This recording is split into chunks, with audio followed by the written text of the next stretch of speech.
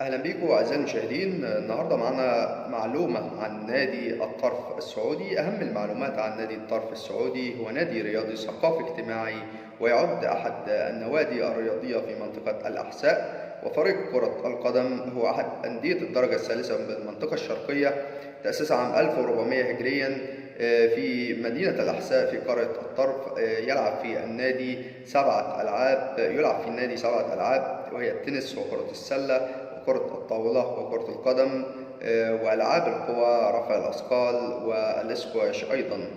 الملعب ملعب الأحساء بالسعودية. أما عن دوري الدرجة الثالثة بالسعودية لعام 2015-2016. أما عن المالك الهيئة العامة للرياضة، وهو سامي الدهان.